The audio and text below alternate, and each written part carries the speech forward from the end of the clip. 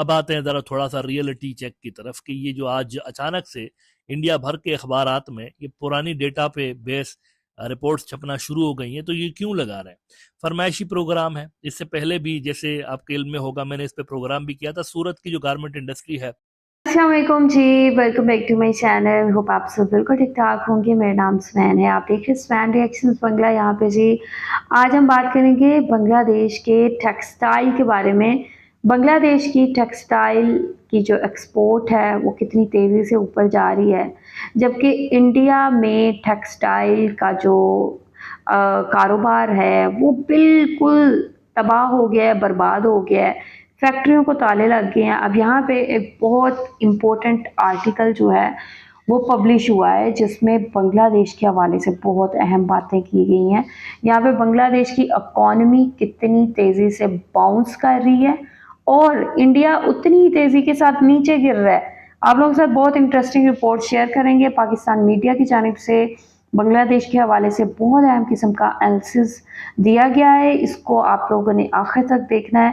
फिर मैं आप लोगों के साथ इसके बाद बहुत इंटरेस्टिंग पॉइंट्स शेयर करने वाली हूँ, तो वीडियो को स्किप नहीं करना, आखिर तक देखना। वीडियो देखने से पहले चैनल पे न्यू है तो चैनल को सब्सक्राइब और बेल आइकन को लाजमी क्लिक करें।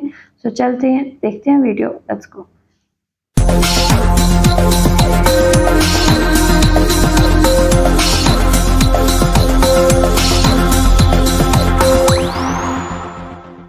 मित्रों, आज इंडिया भर के मीडिया में एक बड़ी अजब सी स्टोरी छपी है। बहुत ही अजीब किस्म की, मिस्टीरियस, पुरस्कार किस्म की स्टोरी छपी है और कई सारे न्यूज आउटलेट्स में, किसी एक न्यूज आउटलेट्स में नहीं, कई सारों में ये स्टोरी छपी है, जिससे साफ तौर पर ये जाहिर हो रहा है कि ये भी फरमाइशी प्रोग्राम है, लेकिन जो कंटेंट्स है ना उस स्टोरी के, बड़े ही इंटरेस्टिंग भी है और मिस्टीरियस भी है।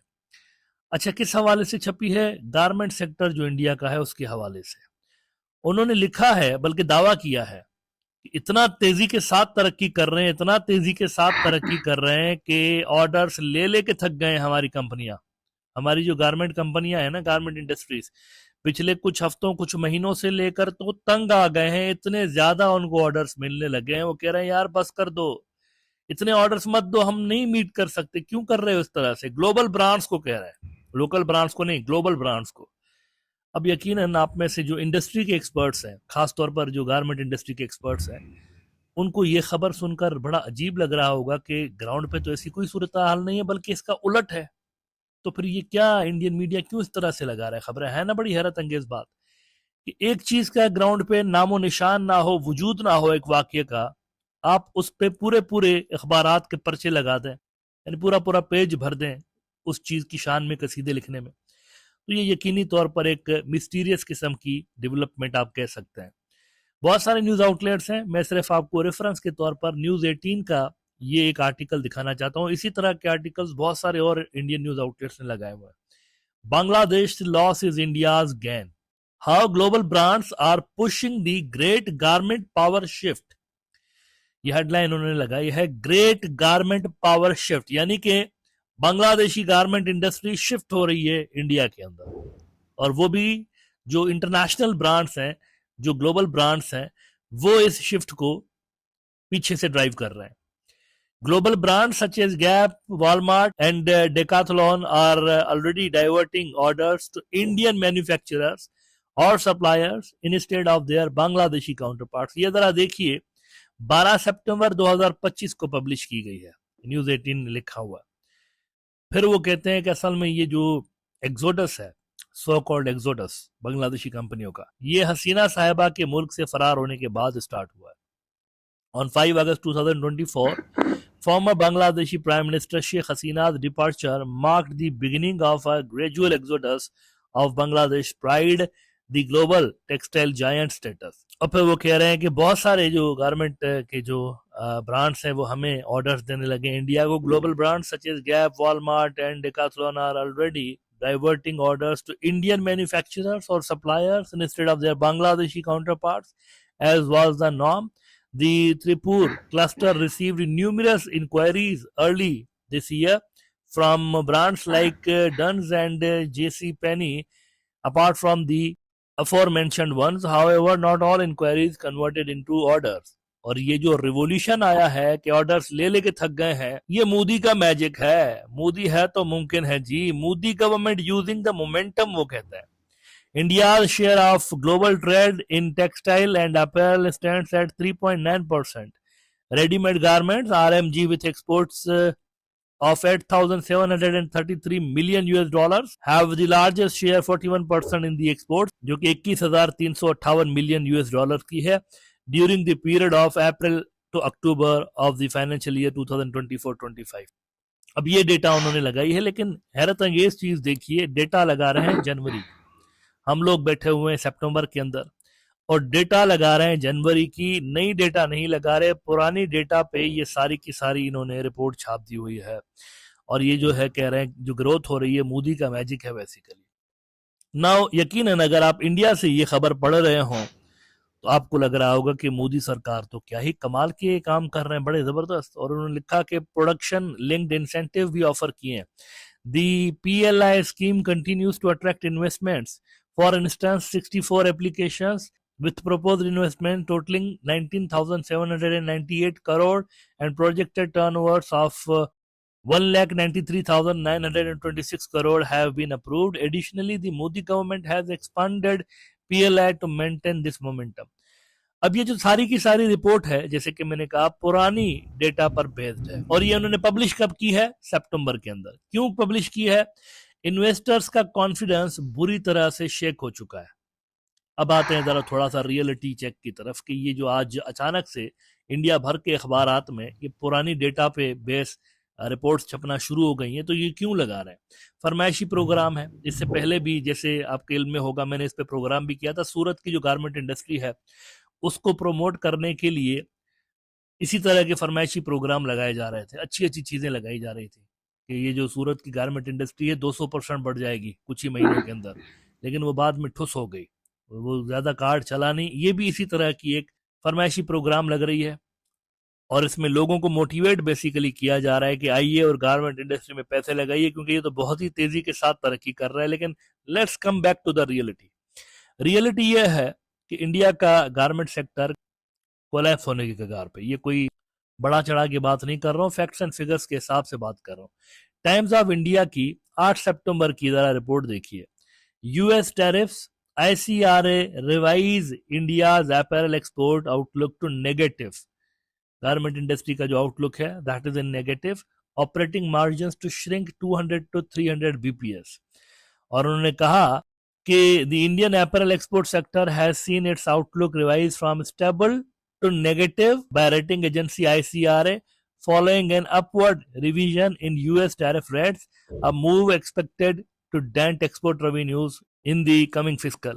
तो वो जो न्यूज 18 ने लिखा है the great garment power shift, actually ऐसा कुछ भी नहीं है, इसका उलट है। इसका उलट है, इंडिया की गारमेंट इंडस्ट्री बहुत बड़े चैलेंज का सामना कर रही है, अपने एग्जिस्टेंस की जंग लड़ रही है बेसिकली। असल सूरत हाल ये है। As per news agency ANI, ICRA stated lower exports and pressure on pricing are likely to contract industry operating margins by 200 to 300 basis points in fiscal year 2026. Impact could be steeper for entities with higher concentration on the US market. और वो कहते हैं the agency forecasted a 6 to 9% drop in apparel export revenues in fiscal year 2026 if the tariffs persist, despite support from the UK free trade agreement and diversion of shipments to other markets। तो जहां पर profits shrink हो रहे हो, revenue shrink हो रहा हो, वहां पर कोई ग्लोबल ब्रांड आके क्यों इन्वेस्ट इस तरह से करेगा? और कोई पागल ही होगा पहले नंबर का जो कि ऐसे मुल्क को ऑर्डर देगा, ऐसे मुल्क की कंपनियों को ऑर्डर देगा जिसके ऊपर उसकी सबसे बड़ी यानी जो मार्केट है अमेरिका, वहां पर 50% टैरिफ आयद हो। कोई बेवकूफी होगा कि उसको पता भी हो कि 50% टैरिफ है इसके ऊपर और बाकी मुल्कों के ऊपर 19% या 20% टैरिफ है, तो कोई बेवकूफी होगा ना जो कि ऐसे मुल्कों की जो प्रोड्यूसर्स हैं गारमेंट के उसको ऑर्डर देगा। तो इसीलिए मैंने प्रोग्राम के शुरू में कहा कि मिस्टीरियस किस्म की खबरें इंडिया की जो मीडिया आउटलेट्स हैं उन्होंने लगाना शुरू की हुई है, जिसका मकसद एक ही है कि जो गंद है उसको कारपेट के नीचे दबाओ। ग्राउंड पे वाट लगी हुई है इंडिया की गारमेंट इंडस्ट्रीज की, लेकिन लिखा ये जा रहा है कि सब अच्छा है, बहुत अच्छा चल रहा है। अच्छा, उसके अलावा फिर द इकोनॉमिक टाइम्स की ये खबर देखिए। Textile companies to take 5 to 10% revenue hit amid Trump's 50% tariff, says Chris Hill. India's home textile makers could be staring at a 5 to 10% decline in revenues this fiscal after the US imposed 50% tariffs on August 27, according to Crystal Rating. With exports to the US contributing nearly 3/4 of the industry's revenue, the blow is significant. But Crystal says it could be cushioned by a few mitigating factors. अच्छा, उन्होंने सर्वे किया असल में, ये जो उन्होंने claim किया crystal वालों ने, तो उसके लिए उन्होंने कहा कि CRISIL's analysis of about 40 companies which together accounts for 40 to 45% of the industry's revenue suggest that front loaded sales before the tariff kicked in, limited capacity of competing nations such as China, Pakistan and Turkey and diversification into new markets will soften the impact. अच्छा, अब जरा बात करते हैं बांग्लादेश की, यानी वो मुल्क जिसके लिए इन्होंने दावा किया है कि इनकी इंडस्ट्रियां भाग भाग के हमारी तरफ आ रही हैं। यही दावा किया है ना इन्होंने, न्यूज 18 वालों ने। बहुत सारे और भी, जैसे कि मैंने कहा, उन्होंने भी लिखा हुआ है, लेकिन ये सिर्फ हम एग्जाम्पल के तौर पर ये वाली रिपोर्ट देख रहे हैं। The great garment power shift, the great garment power shift जी, बहुत तेजी के साथ वहां की कंपनियां भाग भाग के इंडिया में पैसा लगा रही हैं। तो देखते हैं कि वहां की इंडस्ट्री की क्या सूरत हाल है, बांग्लादेश की इंडस्ट्री की। बिजनेस स्टैंडर्ड ने लिखा है, Bangladesh gains big in US apparel market as China loses ground. वो तो इंडिया को देख ही नहीं रहे, उनकी कंपटीशन हुई पड़ी है चाइना के साथ, जो बांग्लादेश की इंडस्ट्री है। यानी ये उस इंडस्ट्री को चैलेंज कर रहे हैं बेसिकली, जो कि इंडिया को अपना कंपटीटर नहीं, चाइना को कंपटीटर समझ रही है। 6 सितंबर की ये खबर है। इसमें उन्होंने लिखा है, April exports to the US rose 21.66% in January to July 2025 to $4.98 billion।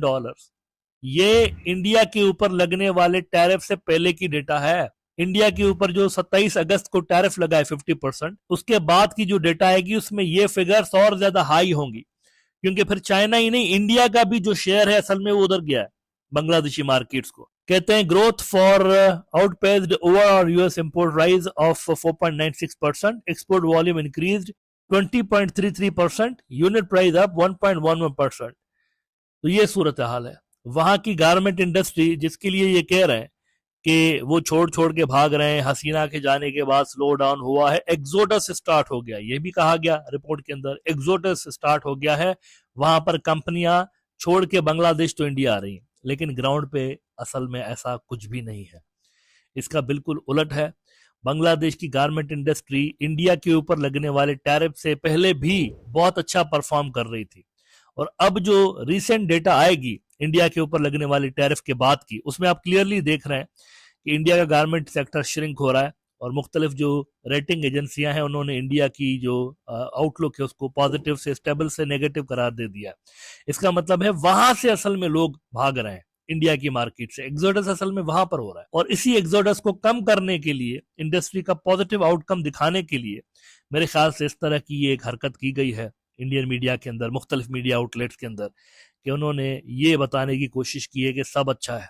हालांकि सब अच्छा नहीं है, सब अच्छा नहीं है। ये जो इंडस्ट्री के अंदर के लोग हैं उनको भी पता है सब अच्छा नहीं है, और एक बहुत बड़े चैलेंज का सामना उनको करना पड़ रहा है, जिसको फेस करने में अभी तक इंडिया का गारमेंट सेक्टर नाकाम जा रहा है।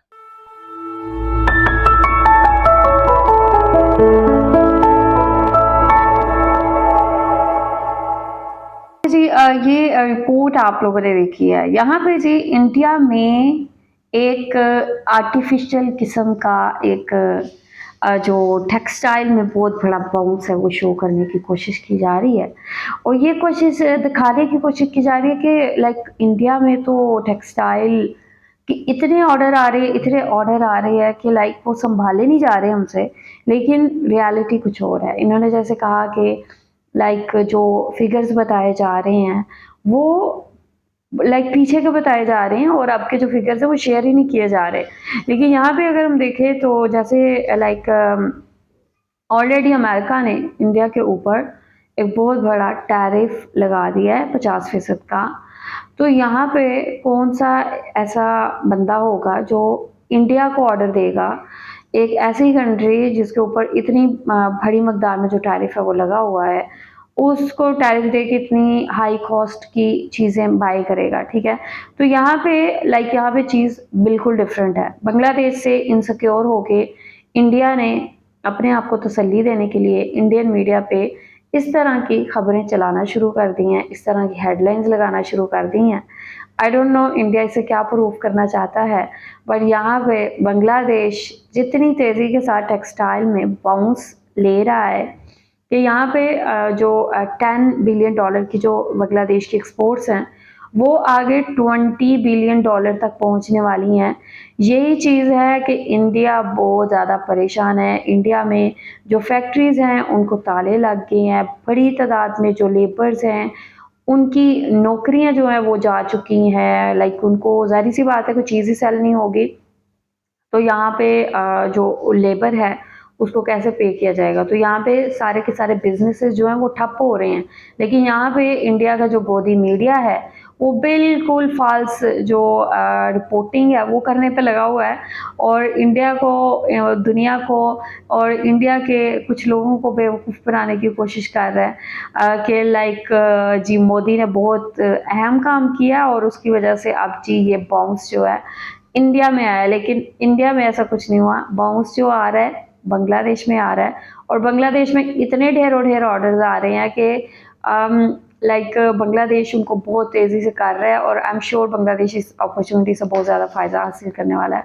आप लोग क्या कहेंगे? आप लोगों का क्या कहना है? जो भी कहना चाहते हैं लास्ट में बताएं कमेंट सेक्शन में। वीडियो को लाइक शेयर लाजमी करें। अपना ख्याल रखें। पेश शामिल का भी। See you till then take care. हाफिज़। बाय।